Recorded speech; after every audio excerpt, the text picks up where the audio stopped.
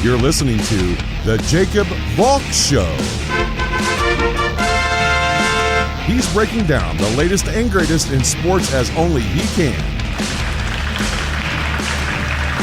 Follow him on Twitter at RealJacobValk. Here he is, Jacob Valk.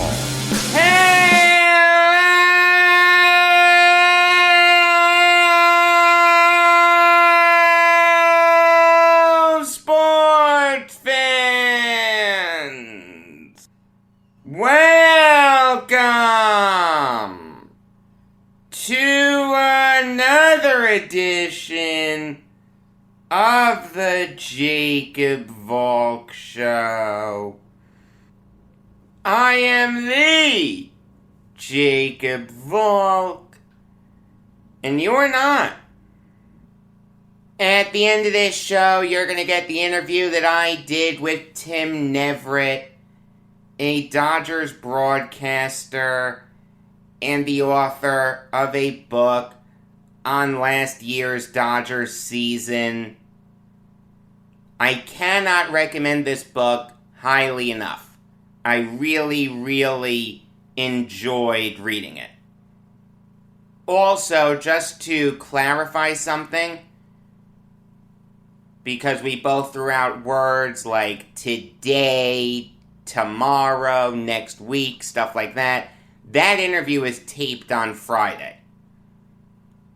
So we were both talking about things as if it was Friday. It was taped at 5 p.m. Eastern Time on Friday. So don't get confused about that. But I've got to start with what I ended Friday's show with, the MLB trade deadline. Now that I've had a few days to digest it, I can say with a high degree of confidence that was the best MLB trade deadline ever.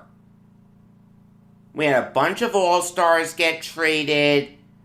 We had a future Hall of Famer and Max Scherzer get traded. Maybe a couple other future Hall of Famers, depending on how you feel about guys like Craig Kimbrell and Trey Turner.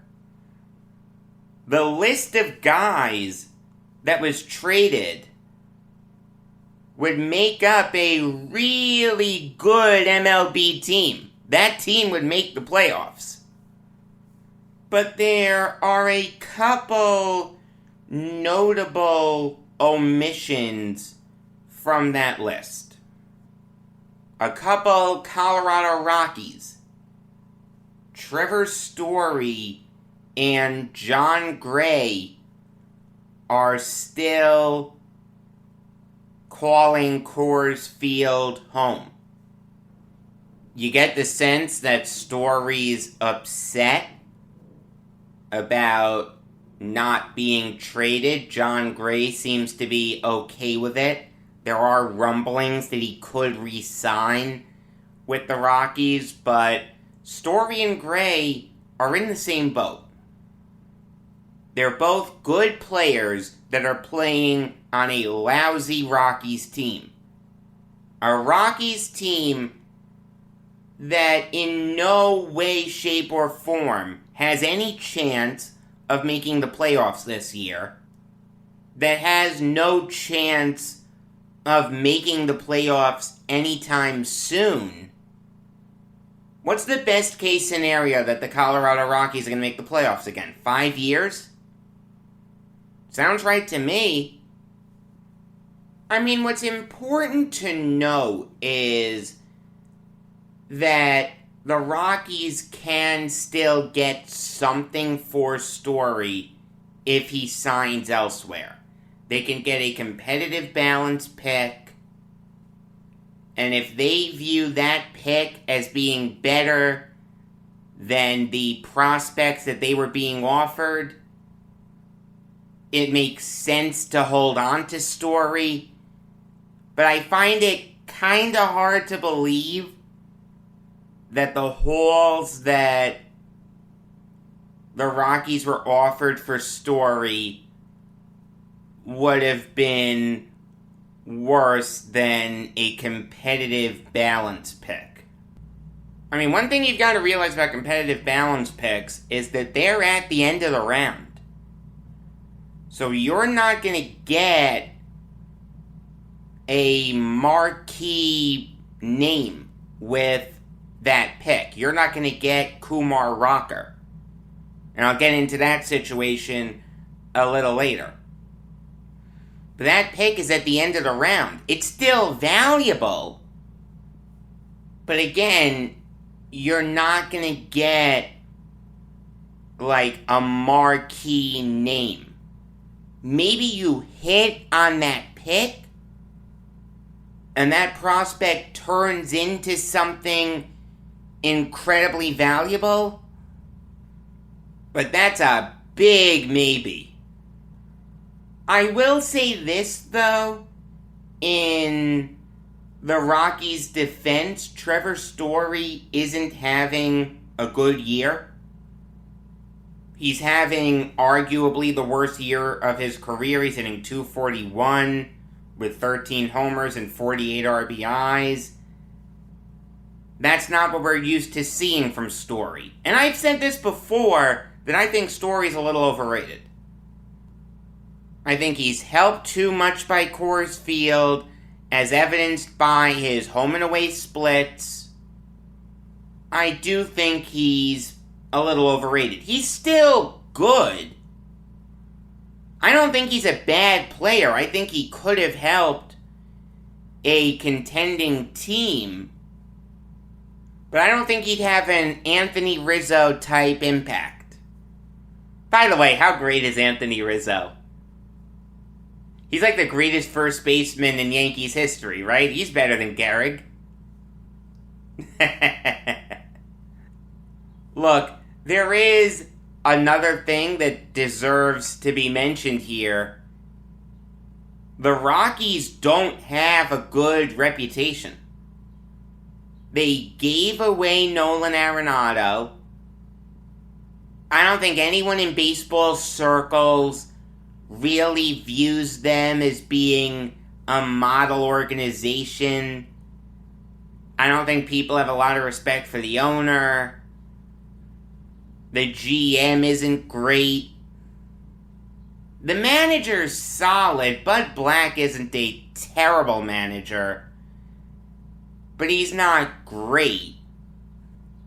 It could have helped the Rockies' perception around the league if they had traded Story and Gray.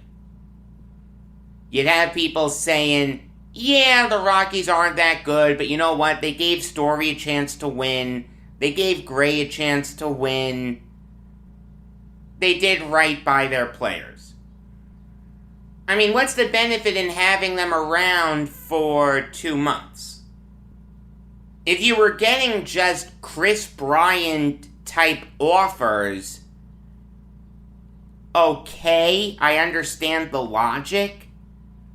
But if you were getting Javi Baez offers, yeah, you've got to pull the trigger. I mean, there is a sense that Gray may re-sign with the Rockies. So if you don't want to trade him, I understand it, but until pen meets paper, those are just words. Story, though, I don't think there's a snowball's chance in hell that he's staying with the Rockies. I don't think he'd stay with the Rockies even if they offered him a Mike Trout type contract. I think that's how upset he is with the organization. I mean, ultimately, we'll never know what offers the Rockies got for Story specifically. You can understand the logic behind keeping Gray.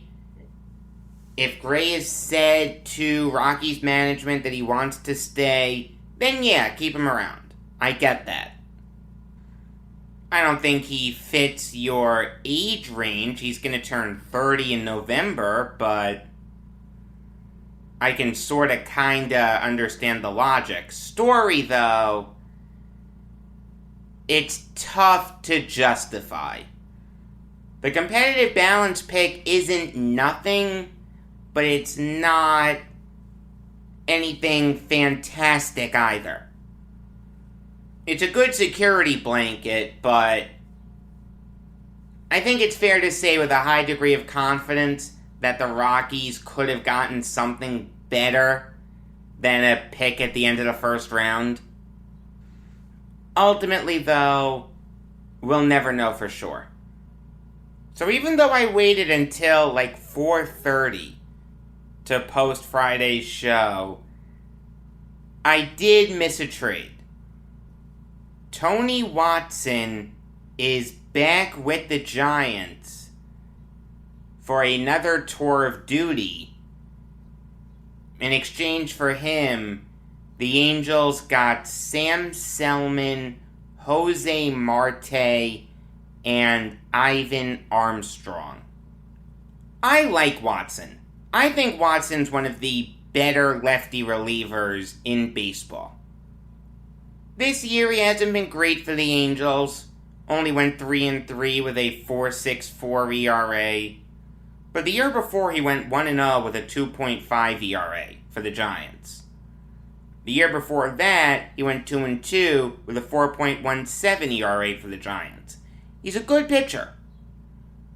Very good lefty reliever. Made an all-star team in 2014.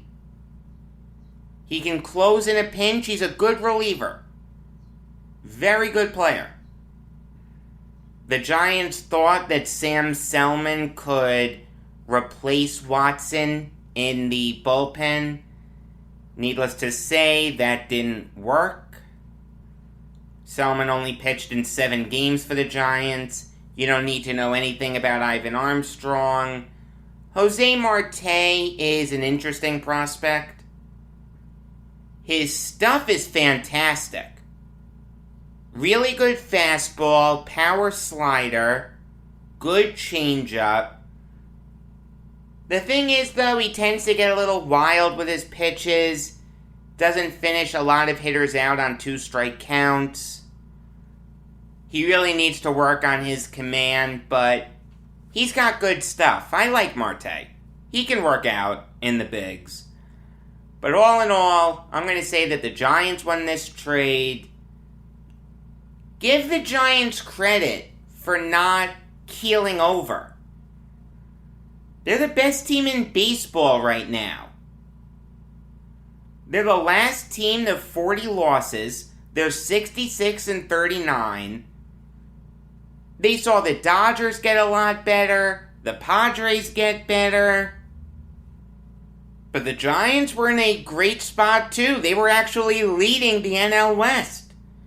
So they get Chris Bryant for a song. And they get Tony Watson for, in essence, a song. Great job by them. While I'm in prospect mode, and since I brought up the Angels, let me tell you a little bit about the big prospect that the Angels brought up, Reed Detmers.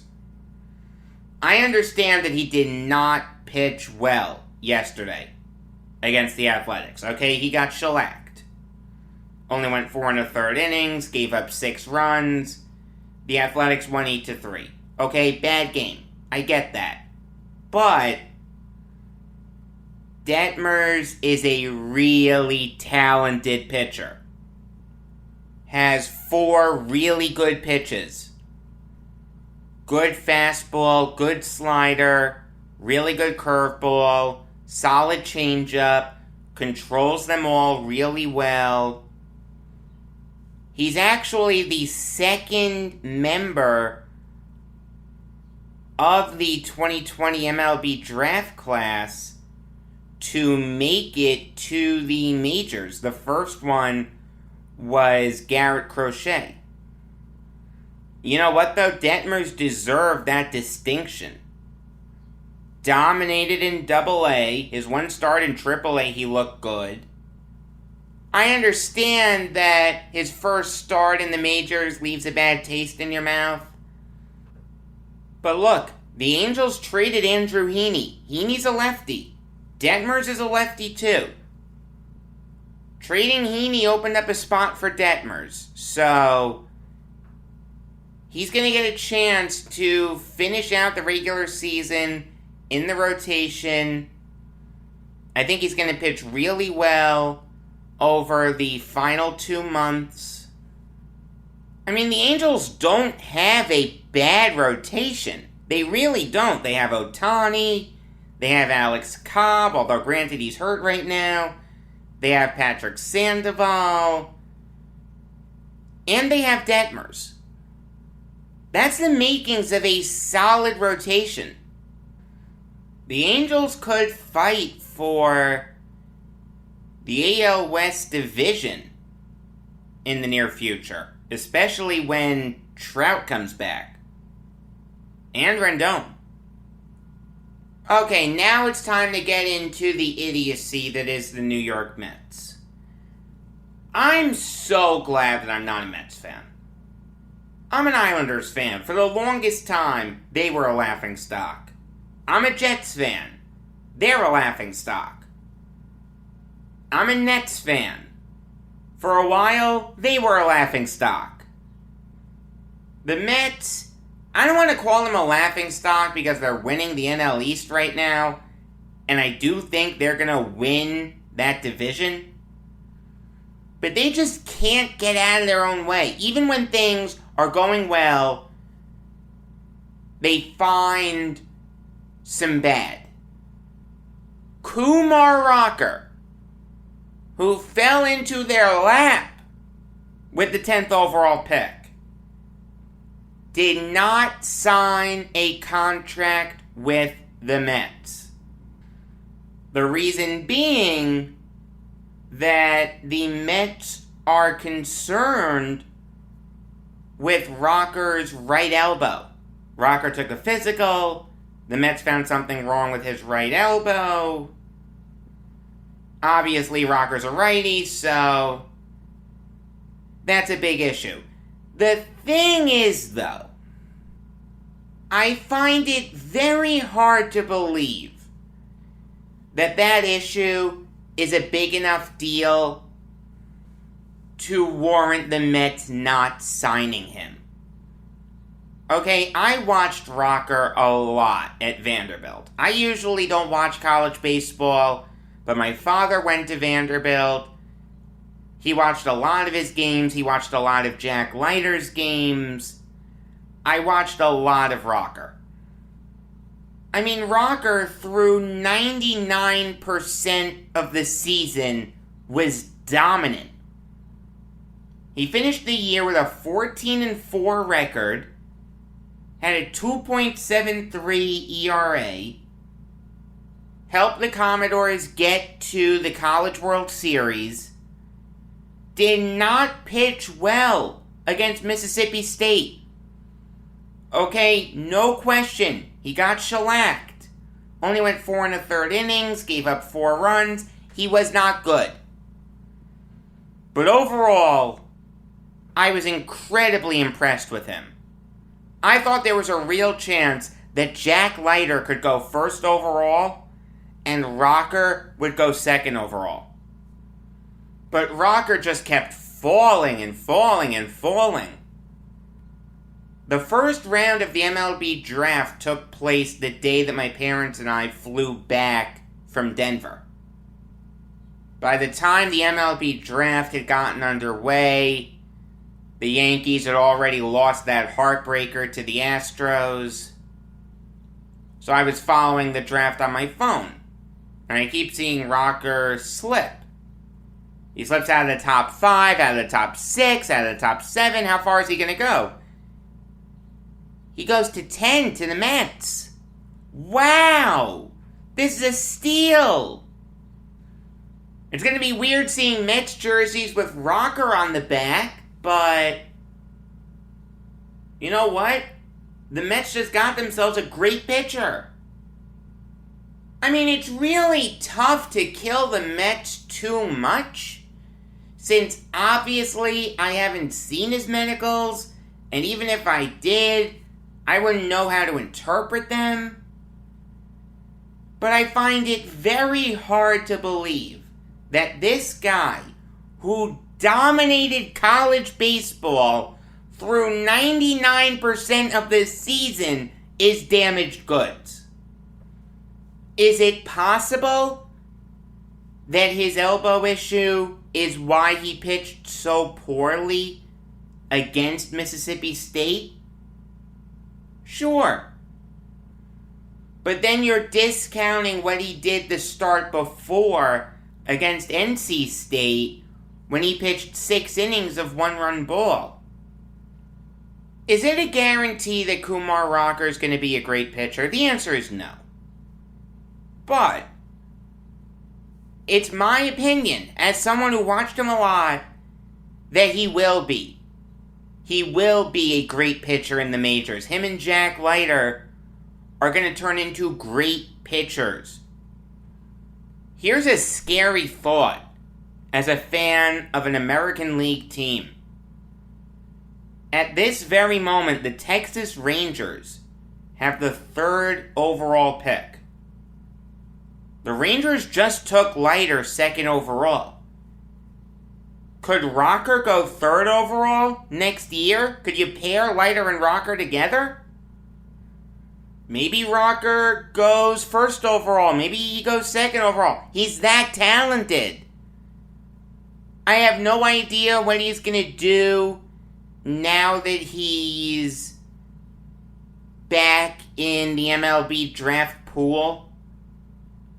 I'd like to see him return to college, but John Heyman of the MLB Network said that he's probably going to work out on his own.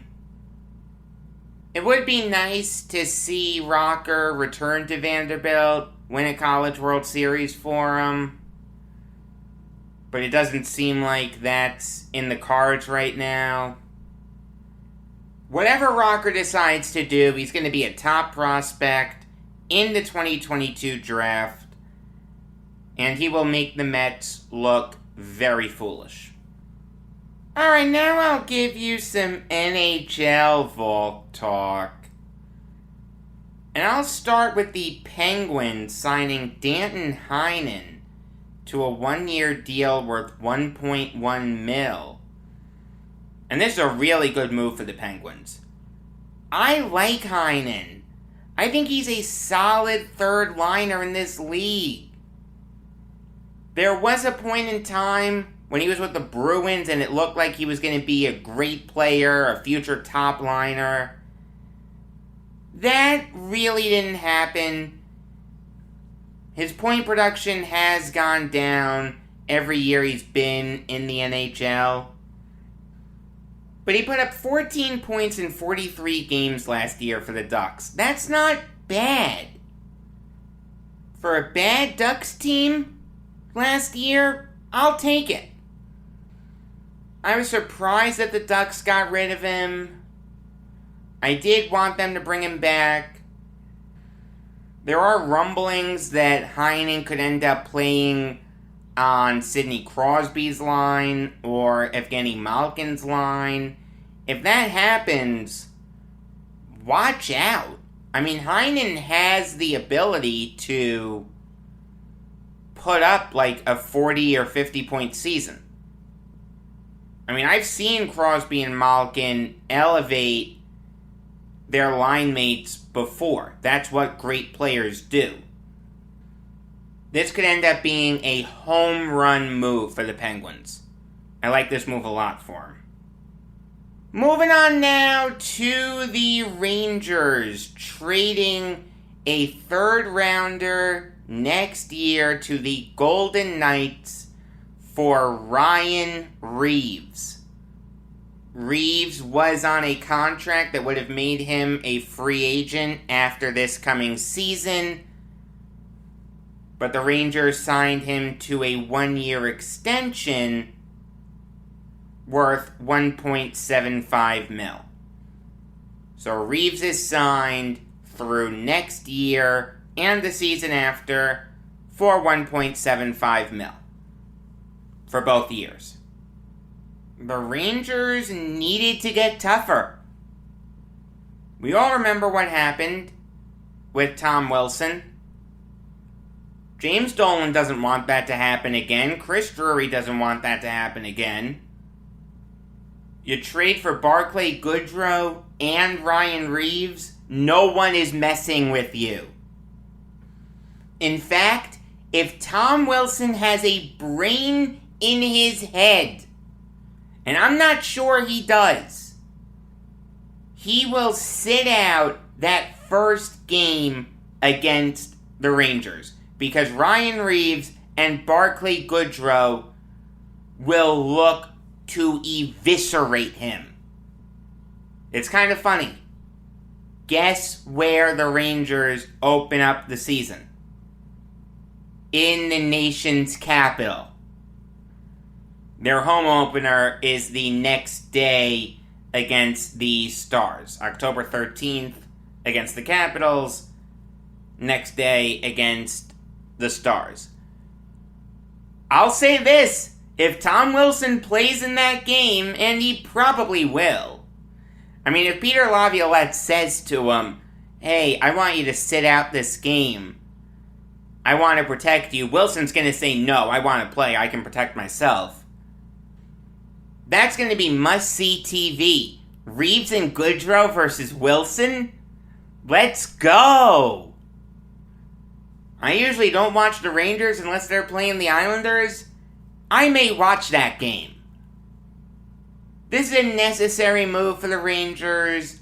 A third rounder is a little too high to give up for Reeves. I'd have liked it to have been like a fifth rounder, but if you were to write down on a piece of paper what the Rangers really needed, it would look a lot like Ryan Reeves. You cannot begrudge this move at all, and Rangers Capitals just became more must-see TV than it already was. Moving on now to the Blue Jackets, signing Zach Werenski to a 6-year extension worth $57.5 million. That is an AAV of $9,583,333. In terms of AAV, that makes Werenski the third highest paid defenseman in the NHL, behind just Erik Karlsson and Drew Doughty. You know what, though? I like it. I like this move. The Blue Jackets had to keep Werenski around.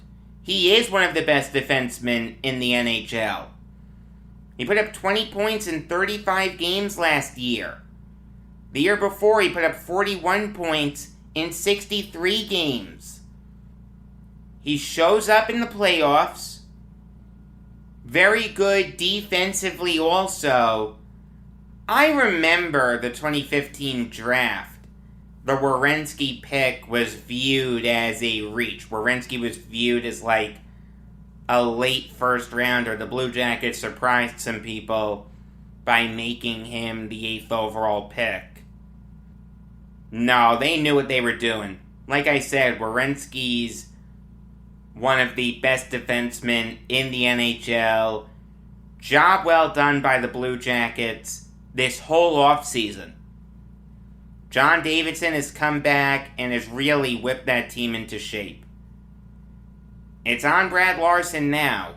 I'm skeptical of that hire, but if Davidson endorsed him, okay.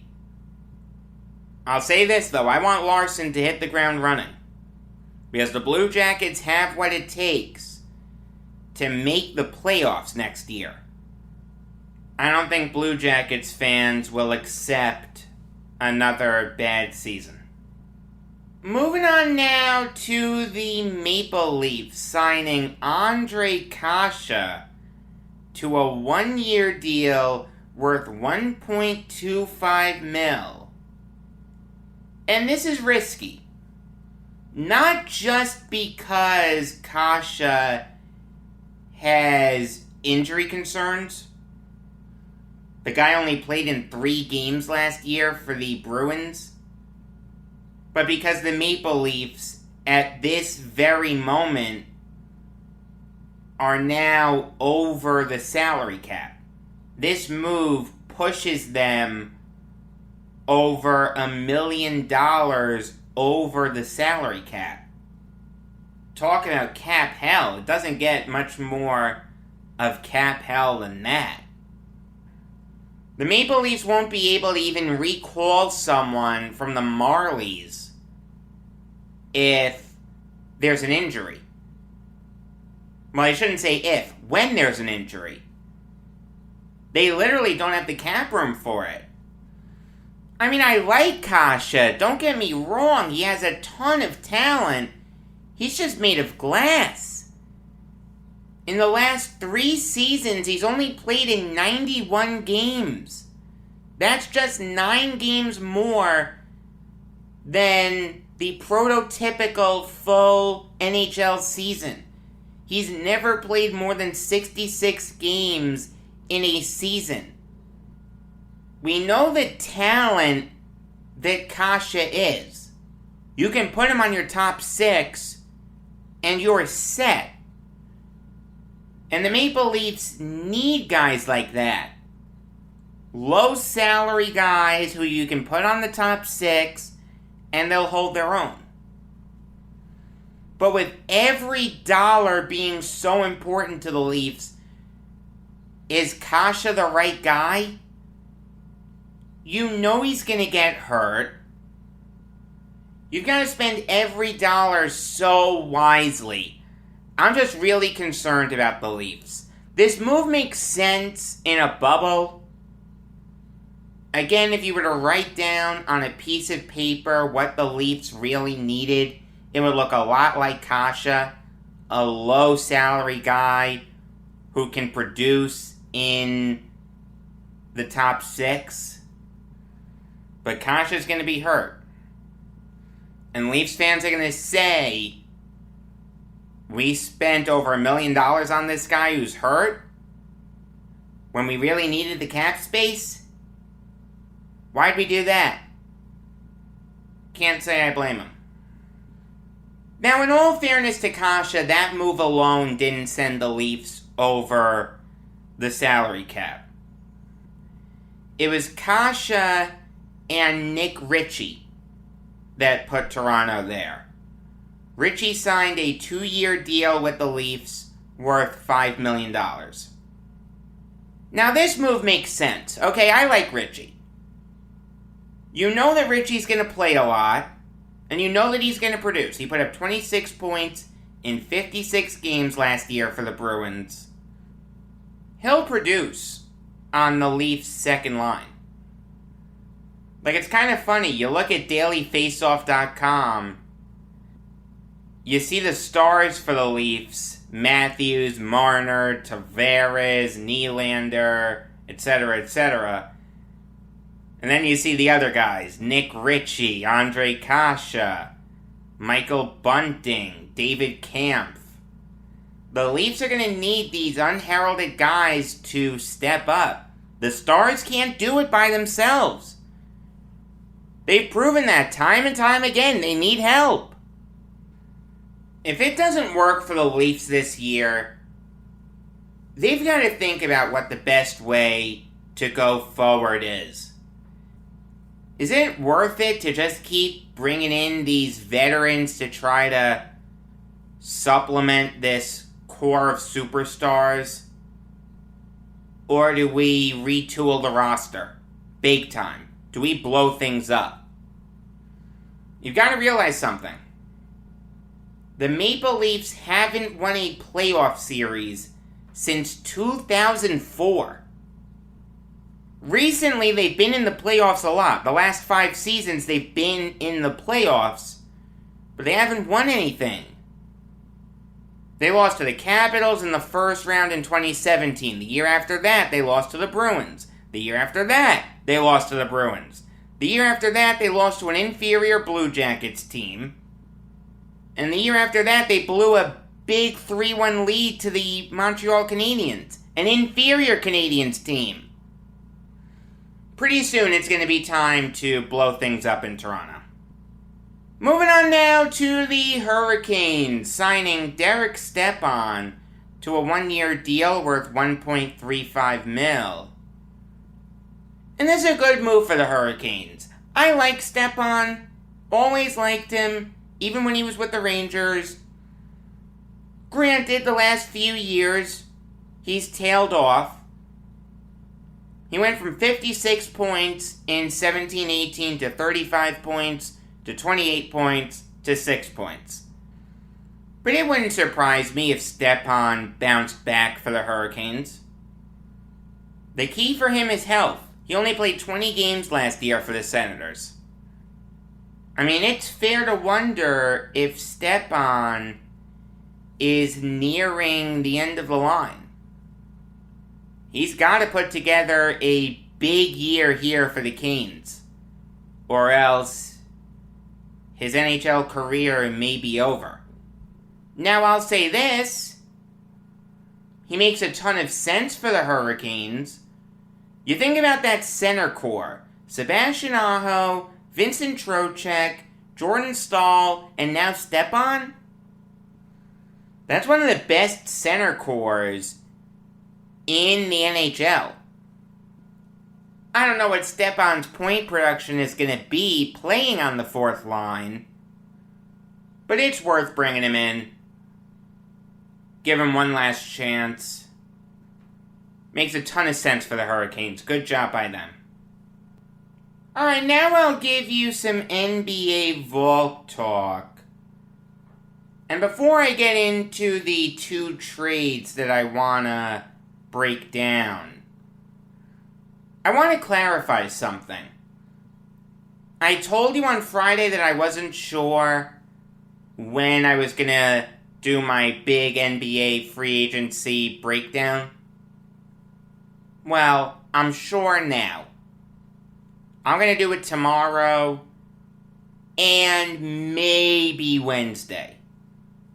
See, the thing is, it's early August. This is the dead time in sports. The MLB trade deadline is passed. There's no hockey. Football, there's just training camp. Who the hell cares?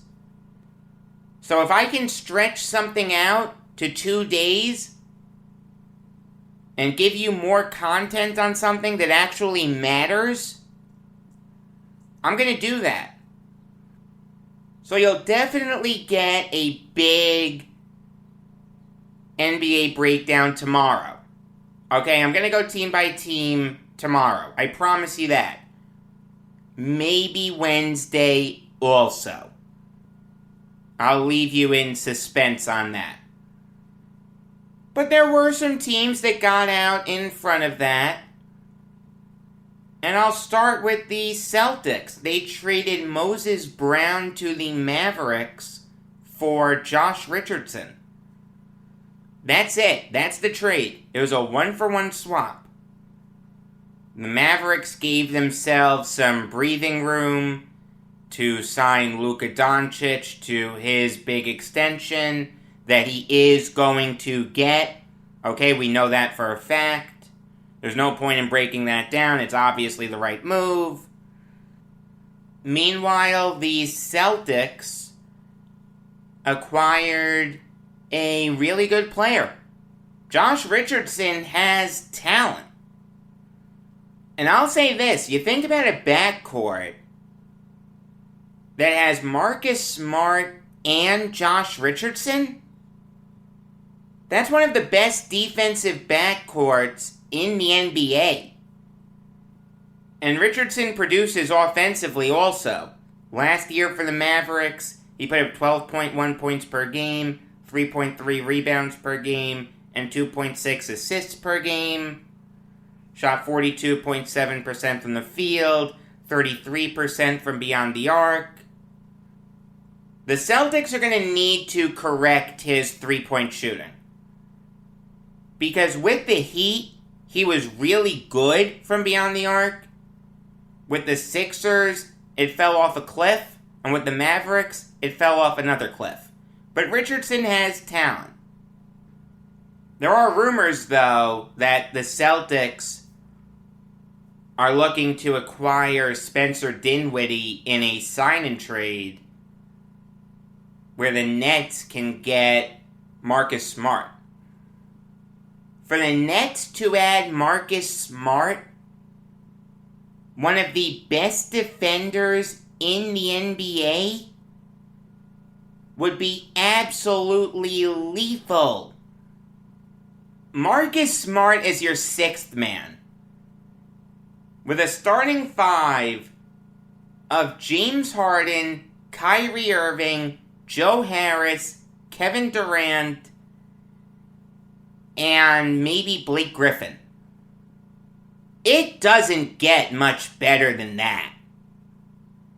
Javon Carter and Marcus Smart as the primary backups at the two guard positions? That's lethal. Bruce Brown at the three also? That's incredible. I don't know what you do with Cam Thomas, though, but you cross that bridge when you get there. There's also the theory of you don't want a bunch of rookies playing for you if you're a title contender. I don't think anyone would disagree that it's okay to have one, but two may be pushing it. I mean, you can have Thomas in the G League, and when injuries arise, you can just bring him up. I'm okay with that. But the Nets have to get Smart first. There are a lot of variables left to sort out. The Celtics were also part of a 3-team trade. Tristan Thompson is now a King. Chris Dunn and Bruno Fernando are now Celtics. And Delon Wright is now a Hawk. The Celtics are also picking up a second rounder in 2023. What was the issue for the Celtics last year? Their lack of a bench. You take a look at their bench now. Peyton Pritchard, Romeo Langford, Aaron Nesmith, Al Horford, and Bruno Fernando. That's a young bench with a really talented sixth man in Al Horford. Like, that can work. Pritchard had a really good rookie season. I'm not giving up on Romeo Langford. Aaron Nesmith had a solid rookie season. Al Horford's going to do good things in Boston again. And Bruno Fernando's an excellent rebounder. Needs to work on his defense, but that can be fixed. The Celtics got younger. The Kings added a good center in Thompson who knows how to win. I've always liked him. Always thought he was underrated. I think he'll be a good King. Delon Wright's a good score-first guard. In my mind, he's more of a shooting guard than a point guard. He's not a good initiator on offense. But he's a good bench scorer. Good job by the Hawks in adding him. I'll say that the Hawks won this trade, followed by the Celtics, and then the Kings. I'm just not sure what Thompson gives the Kings. He's not going to push them over the top to make the playoffs. I'd have liked them to have stayed young. Alright, here's my interview with Tim Neverett. You're listening to the Jacob Valk Show. I am Jacob Valk, and I'm fortunate enough to be joined by Tim Neverett, a Dodgers broadcaster and the author of COVID Curveball, an inside view of the 2020 Los Angeles Dodgers World Championship season. Tim, how are you? I'm great, Jacob. How are you? I'm doing good. So, when did you start taking the coronavirus seriously? I started taking it seriously, I think, the day that spring training was shut down and I was sent home. Because as we chronicle the story in the book of that particular day, I happened to be in Las Vegas because I had 2 days off. I was at the Pac-12 basketball tournament. I was visiting my son. I had some other things going on, and I got a note from the Dodgers on my phone saying spring training is over. You need to get home as soon as possible. So I drove directly from Las Vegas back to Glendale, Arizona, our spring training headquarters, and I got all my stuff, and I got on a red eye that night. And when I got back, just having to wear a mask on the plane and all the different things that we were now starting to experience that are more commonplace now, it was really something that I took seriously, and so seriously that my wife and I actually left our home in New Hampshire, and we went up and rented a cabin in the mountains for a couple of months just to kind of be up and away from people. That's a nice way to spend quarantine, up in the mountains in New Hampshire. I wish I had done that. You know what? We look back on it now and we say, we'll never be able to do that again. So it was really neat that we did that, and we kind of, in trying to find positives out of the terribly negative situation, that was one of the things that we thought was good, actually. Yeah, my mom has a saying, Jacob, always try to find the positives in every situation. So I like that you did that by spending time in the mountains. So, yeah, it's good. Yeah, absolutely. So were you concerned about your well-being when you were called into work last year? I really wasn't at Dodger Stadium because I felt very safe there. It's, as you probably know, Dodger Stadium is an enormous facility. It's just wide open and spread out. Right. But the other thing is, too, the Dodgers made it very safe for us. So actually, I felt safer going to Dodger Stadium than probably anywhere else in L.A. And it's not like I was going anywhere else either. I mean, I was pretty much limited to just going to get food, either the grocery store or takeout food, the pharmacy, the ballpark, and, the place where I was living. And that was about it. So, we had some serious limitations on what it is that we could do because we knew we had to stay away from people just in case. And we had to keep ourselves as safe as possible, social distance, follow all the rules, just so that we could make sure we could continue to go to work. And the players, it was the same situation. They had to limit their stuff too, especially when they were on the road. It got to a point where they couldn't really leave the hotel other than to go to the ballpark. Right. What safety protocols were in place for you as a broadcaster? Were they different from the players? They were, right? Yes. They had a 3-tiered system. Tier 1, Tier 2, Tier 3. Tier 1 and Tier 2 could interact. That would be like players and certain staff members. Tier 3 people is where the broadcasters fell, and we were not allowed near anybody. So they actually took us for radio. They took us out of the radio booth and put us into a luxury suite that was a couple of booths over to the left of the radio booth because it's much bigger. We could spread out there.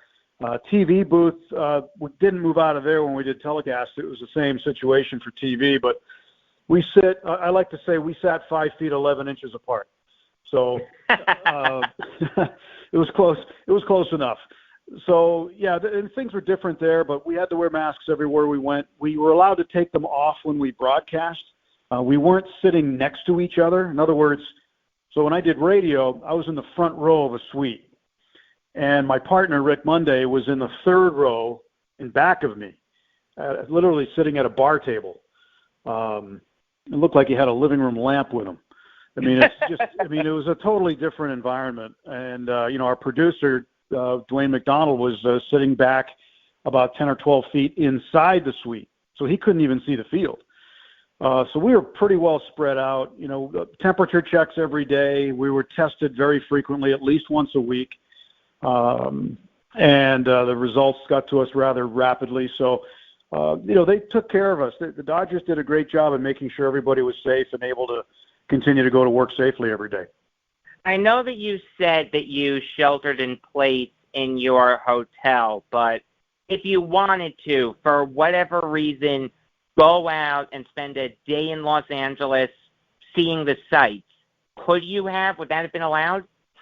I could have, as long as I wasn't doing it in crowds. So, in other words, like I went on a couple of hikes that were where there was hardly any people.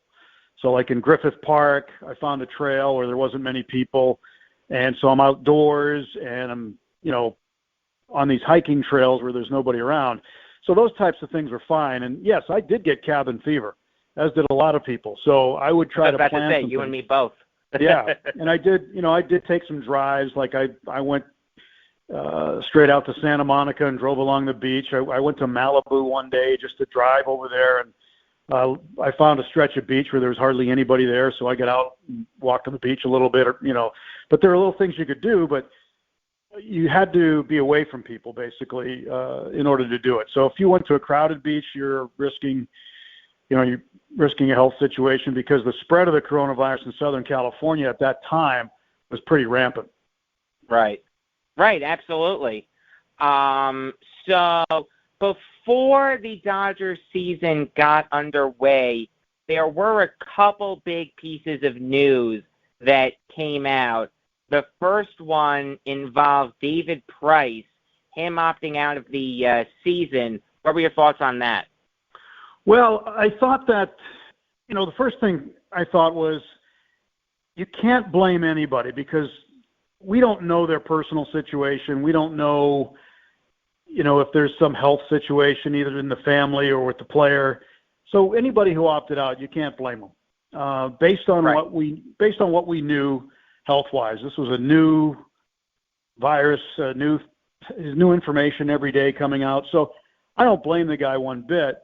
My thought was that he's an older pitcher, so that kind of shortens his career by a year. And he did get a World Series ring, but he immediately auctioned it for charity because he felt like he wasn't part of the team by opting out. So what David did was, the day he got his World Series ring, he announced an auction for charity. I don't remember offhand what the charity was or how much he got, but he got quite a bit, and he donated every bit of it.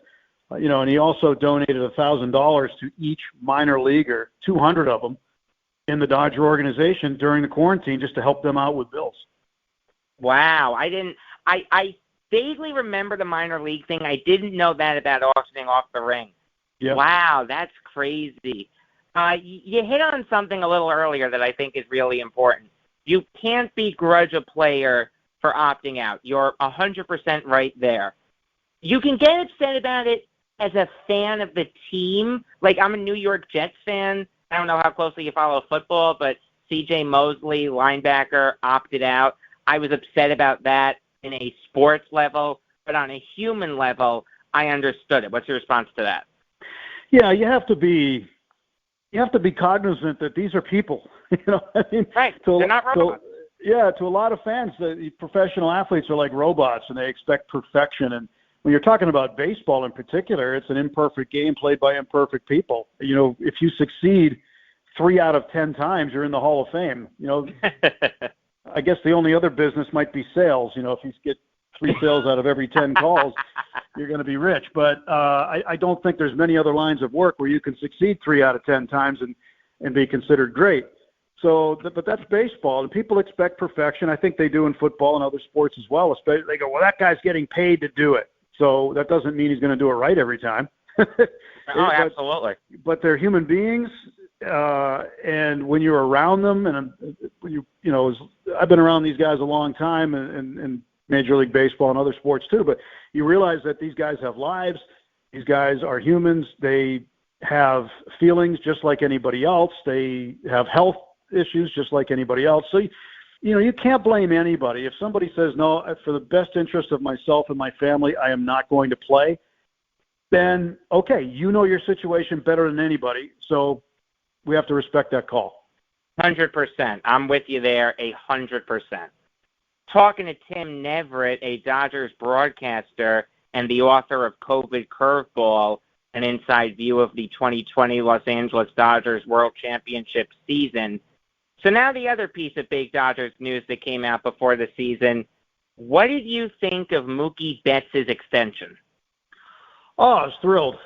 Absolutely thrilled. I had heard some rumblings about it, and then when it became official, I couldn't have been happier. I was with Mookie for 3 years in Boston, got to know Mookie, kind of person he is, the kind of player he is, and the Dodgers situation fits him perfectly. You know, living in Southern California now, he's got a house out here now, and it's just a great fit. It really is. And the Dodger fans, it didn't take them very long to start falling in love with him, and they're just going to get even deeper in love with him once he gets back from the IL this weekend and then starts tearing it up again for the second half, because he's always been a big second half player, especially in September and October. He's a big time clutch guy in those months, and that's, I think he hits 324 in September and October combined, which is great. I just couldn't have been more happy when I found out they signed him to a long-term extension, keep him here. Yeah, I'm with you there. It was nice to stick it to the Red Sox a little bit. I'm a Yankees fan. It was nice to see him leave the Red Sox and sign long-term with the Dodgers. I get to root for him as opposed to root against him. He's a hard guy to root against him. I'll tell you that. And also, Betts leaving the IL, he'll have some pretty good company in Trey Turner. He'll be coming back to a star-studded Dodgers team. You've got to be thrilled. Yeah, you know, I was just kind of playing around with the lineup just to kind of see, you know, what if I could play manager for a minute, and I would make the lineup out. I'm trying to think how we're going to get everybody in there, because I mean, you're looking at maybe platooning the last two National League Players of the Week, and Chris Taylor and A.J. Pollock, although Cody Bellinger is struggling and he may need some time down. But, you know, Turner can play center field. He's played center field some. He's also played second base some. You know, obviously he's a shortstop, and he would be under team control through next year too. So that has a lot to do with whether Corey Seager's back or not after, you know, he's looking at walking into free agency. So that's the future of it. But the present of it is when Trey Turner arrives, which you could actually say technically he has today, he is now the Dodgers' leading hitter at 322. He is now the leading stolen base guy with 21. He's tied for second on the team in home runs with 18. And the guy he's tied with is also named Turner, Justin Turner. So, you know, it's just we've got a guy who's an all-star, who's one of the better hitters in the game, who's one of the better base runners in the game. And now you slot him in probably in that number 2 spot behind Mookie Betts leading off. And that's going to be an amazing 1-2 punch, I think, when you look at this Dodger lineup.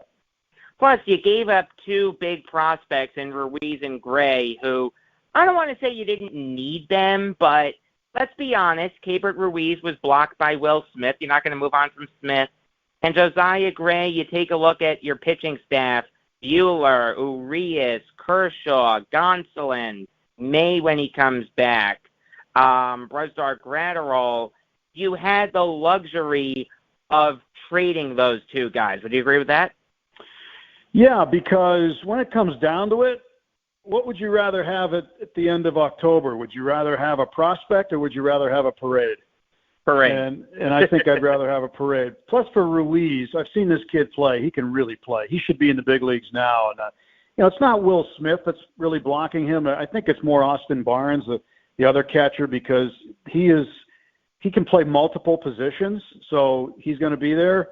And also Kershaw favors him catching him. So that's going to that plays in his favor too. But, you know, Will Smith's numbers, if you look at and just add up his first 162 games, I mean, he's in the neighborhood of Campanella and Piazza, you know, the 2 most prolific offensive catchers in Dodger history. So that's where Will Smith has begun his career. Where it goes from here is anybody's guess, but he's really good, and he's good in clutch situations. But for Ruiz, I'm actually really happy for him because the Nationals traded Yan Gomes too, their catcher. Right. So I see Ruiz going straight to the big leagues and staying in the big leagues where he should have been all along. And, good for him. He can move on with his career.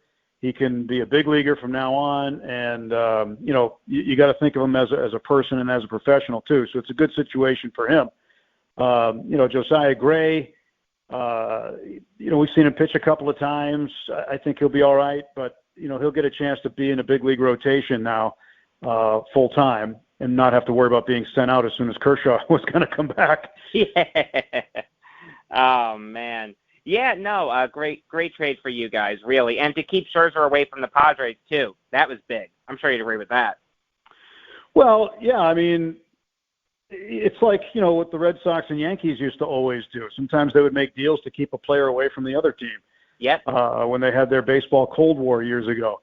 But I think that it's important not just for, playing keep away, but it's most important to add to the rotation and to really have a lockdown starter that's going to get you 6 innings a night and gives you a chance to win every single time he's out there. He's a proven winner, won the Cy Young 3 times. I broadcast one of his no-hitters a few years back when I was with the Pirates. And he had a perfect game going with 2 outs in the 9th. And Clint Hurdle, our manager, sent up a pinch hitter named Jose Tabata.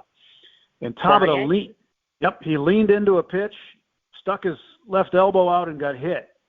The umpire behind the plate, can't remember who it was offhand, but he didn't send him back. He sent him down to first base instead. So that right there ends the perfect game. The next batter, Josh Harrison, who was just his teammate until recently, grounds out to complete the no-hitter, and it was like the dirtiest no-hitter you ever saw. It's like everybody wanted to take a shower after that one, but it was one of the best games I've ever seen a human being pitch. And I'm just glad he's going to be on our team now. Yeah, I vaguely remember that Tabata moment. Now that you brought it up, I vaguely remember it. So, how difficult was it to put out a professional-sounding broadcast last year? Well, it was. I give our production people a lot of credit because on most nights things went off without a hitch, and on radio it was a lot easier to make it sound more normal than it was on TV for it to look normal. The cardboard cutouts who arrived early and stayed late every game, they just kind of sat there, and moved back, and they bobbed their heads back and forth in the breeze. But they never got excited. I mean, come on, someone hits a big home run, get excited. Yeah, but what it was, you can see all the empty chairs. You can see all of the, extra advertising that they were trying to cover up seats with. You could see that. It just didn't look right. Sounding, the audio part of it on radio, we had the actual piped-in crowd noise that we could put in behind us on radio. So that actually sounded more normal. There were some games where the timing didn't work quite right. So if we were getting our feed from ESPN or from Fox, it upset the timing of the video. So it wasn't perfect. And, we're still dealing with issues like that because we're still not traveling. The Dodgers are one of the teams that does not travel their broadcasters yet. And so we're still, like, for example, tonight I'm calling a radio game off of a bunch of TV screens at Dodger Stadium, all the teams in Arizona. And it's not easy because you depend on the home team's director, and we're just in San Francisco, and they have a habit of not showing the umpire when a guy steals a base. They zoom in on the base runner to get a reaction shot, but you can't see the umpire, so we can't see if he's safe or out on the call. That's just one of many things. There was a line drive down to first base the other night that they never showed it. They kept the camera on the hitter to get his reaction. I had no idea where the ball was hit, who caught it. All I knew was I saw the players walking off the field, so I assumed it was the third out. So, right. We're really, doing the best we can. We're not making excuses, but COVID really has had a carryover from the broadcasting standpoint for another full season, it seems. Is it eerie for you to be in Dodger Stadium with just a handful of people, this big stadium with only maybe a dozen people in it? Is that eerie for you? It's weird, I'll tell you that, because we're used to seeing, 45, 50,000 people in there, and it's a buzzing atmosphere, which is great. Now we're broadcasting games in an empty stadium, and again, I'll do it tonight, but, they don't have the lights on, so as the sun goes down, the stadium gets dark.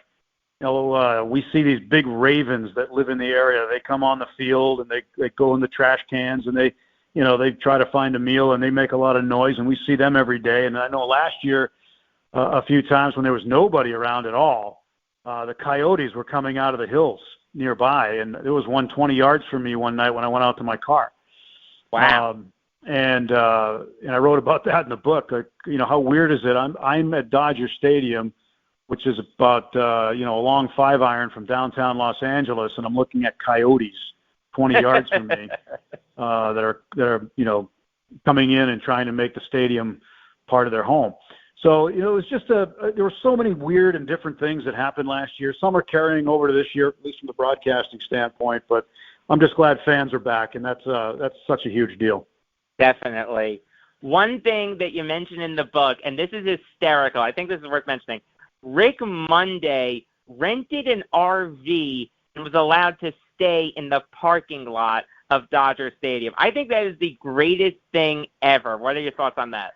He did that, and he actually started this season. He spent half the season this year doing the same thing. And oh, really? For security for security purposes, we were not allowed to say anything on the air or talk to him about it, or if any press asked us who's in that RV, we weren't allowed to say. And actually, when the Dodgers went over my manuscript for the book, they liked the book too, and they came back with one thing. And that one thing they wanted me to look at was, you can't mention Rick and where he's staying. And I said, well, why not? And they said, because then people will know where he is. I said, I've already worked it out with Rick. He told me that a month before this book even comes out, or actually a month and a half before this book even comes out, he is moving out of the RV and back into his residence downtown. And they said, oh, as long as he's not there, that's fine. So Rick actually, once the RV got out, he actually brought it up on the radio one night. We talked about it and had a good laugh, and I brought it up on television the next day.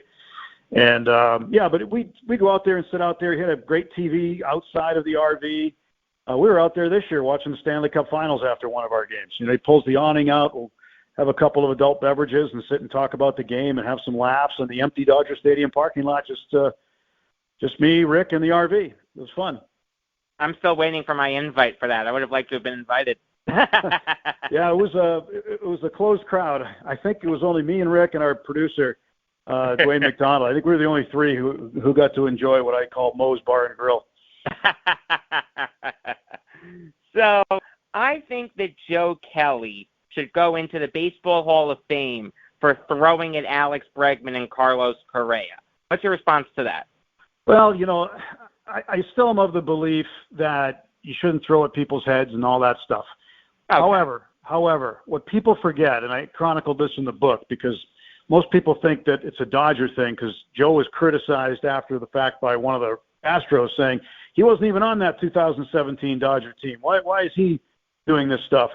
No, he wasn't on the 2017 Dodgers. He was on the 2017 Red Sox, who were beaten in the division series by the Astros that year. In the very first game, Chris Sale, who was dominant that year, was pitching. They didn't swing at a single slider during that game. Right.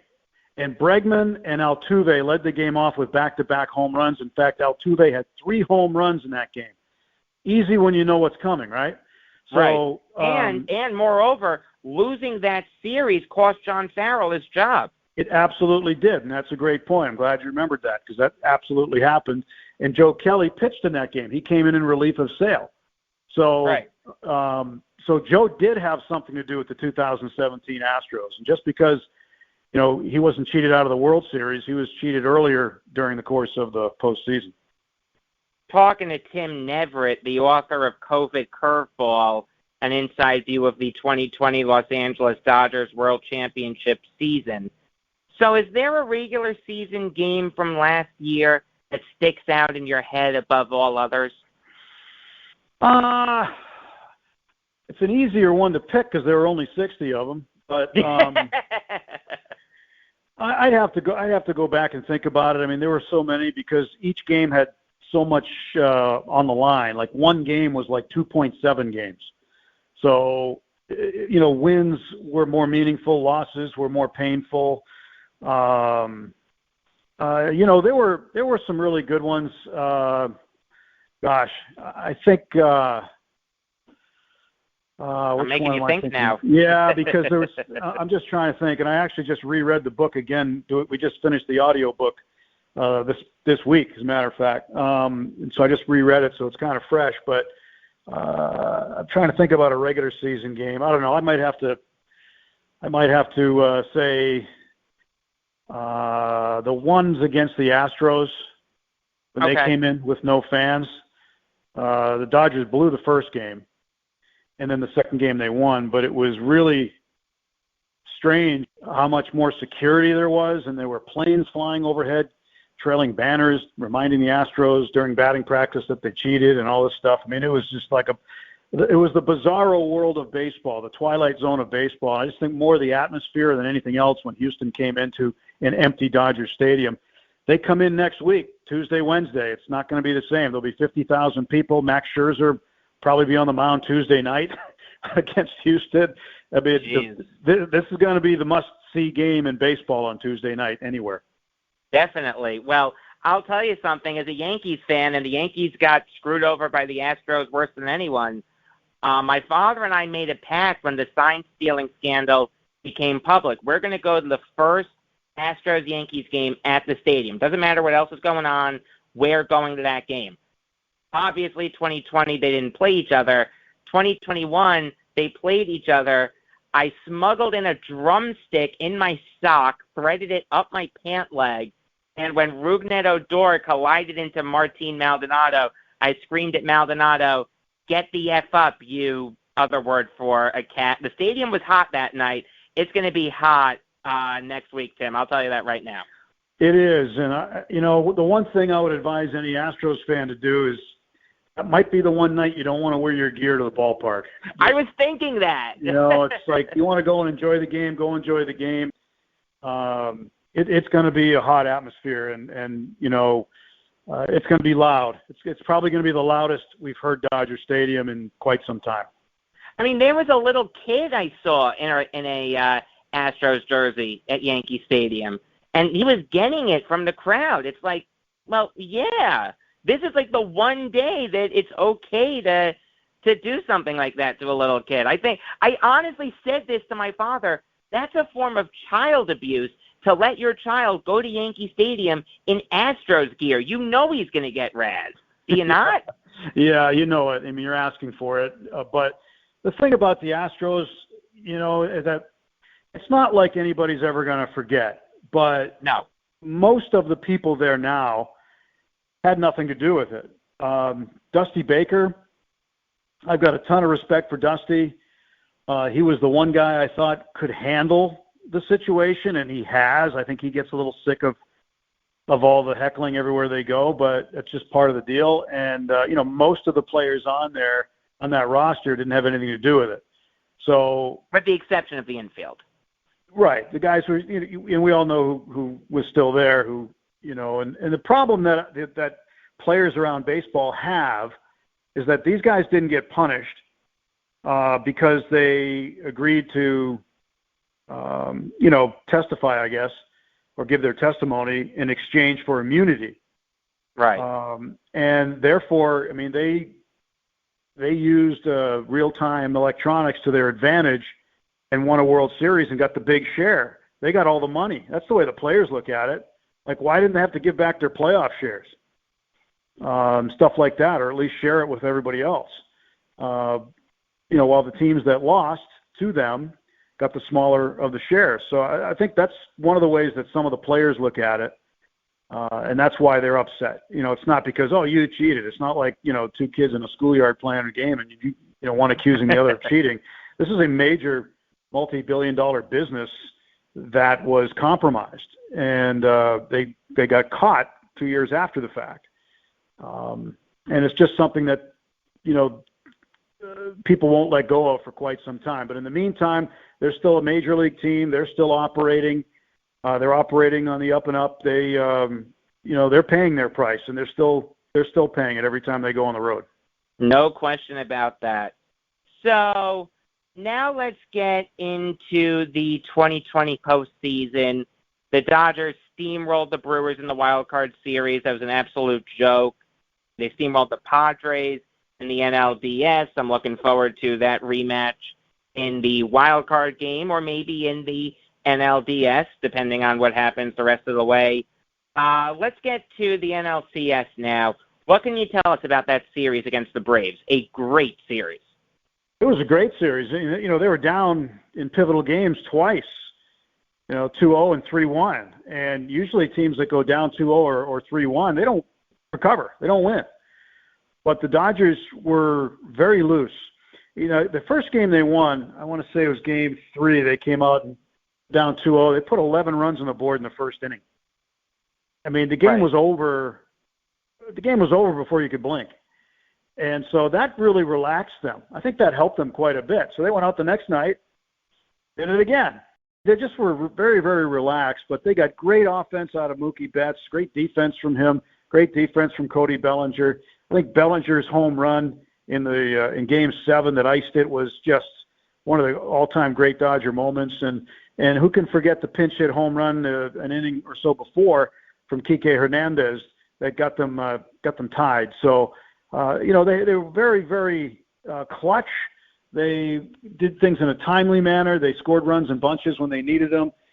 But they never, ever once, even when they faced elimination, never thought they were out of it by any stretch. Once they came back and won that one, I thought, well, Tampa Bay doesn't have a chance. And if it wasn't for a fluke, double error walk-off win where Randy Arozarena was running all over the place and ends up getting home for the game-winning run in a game the Dodgers had in hand, that kind of got Tampa Bay, at least temporarily, back in the series. But they were not going to be in it. I mean, I think the Dodgers would have, to use your words too, they would have steamrolled them if it wasn't for that one game where, Brett Phillips does the little airplane moves out of the field after the game. And that is an iconic moment, though, in World Series history. It is. And, you go to Game 6, Blake Snell comes out due to analytics and the formula that the Rays use. But you know what? The Rays have used that formula all year, and they got them to Game 6 of the World Series. However, if a manager uses his guts and his eyeballs, you leave the guy in. Right. No, that's what They took him out, Jacob, and 6 pitches later, the Dodgers had the lead. I know. I was watching it. I mean, my best friend Mark is a Rays fan, and he called me after the game, and he was like, yeah, this is a tough break, blah, blah, blah. I was screaming my head off. I was more upset. I'm a Yankees fan, okay? The Rays beat the Yankees in the ALDS last year. Stupid Mike Brasso, stupid Aroldis Chapman, smiling again, okay? I don't want to see that again. But I was more upset as a Yankees fan than he was as a Rays fan. He's just used to that kind of analytics nonsense from his team. That broke my heart. Yeah, but the World Series was pretty remarkable, and they had 11,000 fans in there a game. But I look at it and I say that was just such a great World Series considering the circumstances we were all in, trying to deal with a pandemic. And I think that Major League Baseball and everybody associated with it was actually very relieved that it ended in Game 6 because of Justin Turner's positive COVID test. He had to be taken out of the game late in the game. And that's what I say. I said the most 2020 thing about baseball in 2020 is the fact that a guy who was dominating on the mound didn't last as long in a game due to analytics as a third baseman who had COVID-19. That was a great way of putting that in the book, by the way. That was really good. Oh, thank you. I just thought that was the most poignant point. I mean, it's crazy. But I think baseball breathed a big sigh of relief because had Tampa Bay come back and won Game 6 and forced a Game 7, due to the protocols in place at that time, you have to ask yourself, when would Game 7 have been? Would there have been a Game 7? Right. Would they have just said, hey, we're done. Pro champs, see ya, Right. We no, don't know. So, baseball got fortunate that the Dodgers did wrap it up in Game 6. Absolutely. And just to go back to the NLCS for a little bit, one thing that I really want to mention, the masterful job by Dave Roberts in managing that game. May and Gonsolin didn't do a good job early on, but Blake Trinan, he stuck with him. He stuck with Gratterall. and he let Julio Urias close out the game. I thought that was a great job by Roberts. The best part of it was letting Julio do it. He recognized the hot hand. He went old school. He didn't use guys just because that's the inning they like to pitch in. He didn't go to Kenley Jansen because, Kenley had struggled at times last year. And but you go with the hot hand. Everything's on the line. So he did it in the NLCS, and then he saw it work once, and he did it again in the World Series. And Julio wrapped up Game 6. So using it, and who knows, maybe we see the same type of thing this year with Julio Urias. Maybe he goes to the bullpen when you get to the postseason because you don't need as many starters, and maybe he's that guy again. I don't know. We don't know. He's having a great year, but he's pitched more innings than he ever has in his entire career. So I'm certain he's due for a day off at some point here pretty soon. Probably skip a start. Yeah, I was about to say they'll skip a start or two. So Game 2 of the World Series, you had a bunch of opportunities to win that game, to go up 2-0 in the series, but you squander a bunch of big moments. How upset were you watching that game? I wasn't upset. I mean, it's baseball. Stuff happens, and that's what I say that all the time. You're a Yankee fan. You've heard John Sterling say to Susan a million times, that's baseball, Susan. You can't predict baseball. And that's true. That's absolutely 100% true. Stuff happens. You could have the best team in the world, and something weird could happen. Yesterday we got a good team. We got a good chance to win the series against San Francisco. David Price walks 3 men in the first inning. Guy gets a double, game over in the first. So it's just weird. But you play so many games because things average out. Even in the World Series, when it's magnified, there are going to be mistakes made. And that's why you play more than one game. If you play just one game like the Super Bowl, I don't know that you'd ever have a true champion in baseball because you need to play more than one game. You need to play series of games to see who's the best when that series is over. I'm with you there 100%. The best part of baseball is the marathon. No question about that. Talking to Tim Neverett, the author of COVID Curveball, an inside view of the 2020 Los Angeles Dodgers World Championship season. So I know you hit on the 9th inning of Game 4 a little bit, but I'd like you to get into it a little bit more if you can. What went through your mind when Kenley Jansen blew that game? It's one of those things where you could almost see it developing. When the ball was hit to right field, or right center field, Chris Taylor came over, and normally that guy is dynamite with the glove. And for whatever reason, he bobbled it, which was going to give Arozarena a chance to score. So Arozarena's flying around third. He sees Taylor throw it in. He stops and heads back to third. But Will Smith doesn't know that Arozarena's stopped yet. So the catcher tries to make a catch and sweep tag in the same motion because he knows Arozarena's fast. He's going to have to make a quick move. And as he does so, he can't make the catch. So an error was charged on Taylor on fielding the ball. Then an error was charged on Smith for failing to catch the ball. Then Arozarena reverses direction and somehow makes it home with a head-first slide. And you're just saying, this is the only way they could have won that game. and they did. And they did. I mean, it was the chances of them pulling out a win in that game in the bottom of the 9th were astronomical.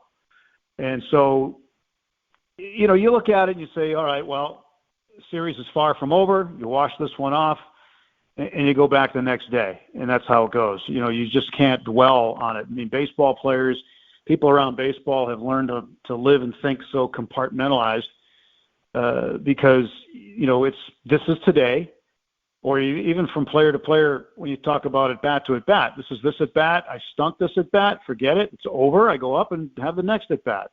And I don't take my glove in the field with me. I don't bring I don't bring my bat to the field. I don't bring my glove to the plate. So, you're wired that way in baseball for years by, either playing it or watching it as much as, we have. But, yeah, absolutely. I just think that when that game was over, you're disappointed for a minute and you're like, all right, well, 24 hours, good tomorrow, see what happens. Yeah, and an excellent job by Kershaw in the next game. That's a pivotal moment there. Game 5, the Rays have a ton of momentum. Clayton Kershaw, the ace of the Dodgers staff, has the reputation of not being a money pitcher, absolutely shuts the door in Game 5. What are your thoughts on that? Well, yeah, I mean, the guy's been a money pitcher, and he would have been more of a money pitcher had the Astros not had all of his pitches in 2017, and he was shaking his head going, why are they not swinging at curveballs? Well, that wasn't the case in this World Series. So, he got to pitch on the big stage, the biggest stage, and pitched very, very well. And once they won Game 5, I was starting to think, okay, they got 2 to make 1 now, and I think they'll probably wrap it up in Game 6, which they did. But I just think that, they played well all season. They played really well all season. Everybody had the same rules to play under, and I've been asked a lot of times. I've heard the Mickey Mouse Trophy comments, and I've heard this and that, and that it should have an asterisk next to it. And I disagree with that because having lived through it and having gone through everything that we needed to go through to have the season, believe me when I tell you, we're at like 102 games in the season now. The 102 games we've already played has been a breeze compared to the 60 games we had to limp through last year. It was very hard on people personally. It was very hard on people, behind the scenes, all the sacrifices that had to be made to go to work, to be able to go to work and provide the entertainment in some little piece of normalcy during one of the toughest times in our country's history. So it was, I think there's no asterisk at all on the 2020 season. In fact, I think people should look at it and kind of praise that season for the resiliency that baseball showed and the baseball players who played it. Because once they got between the lines, they were totally professional. It didn't matter to them that they were fans in the stands or not. They played baseball at a major league level, and they played it hard. Yeah, absolutely. All right, Tim, thank you so much for your time. I appreciate it. Okay, thanks very much. All right, that was Tim Neverett. He's a Dodgers broadcaster and the author of COVID Curveball, an inside view of the 2020 Los Angeles Dodgers World Championship season. Thanks for listening. Here comes the outro. Thanks for the plug, Jacob from the past. It does mean a lot. New York Yankees show comes your way tonight. NBA free agency breakdown comes your way tomorrow and maybe Wednesday. Those will serve as regular episodes of the Jacob Valk Show. Until next time, I am Jacob Valk, and always remember, if you disagree with me, you're wrong.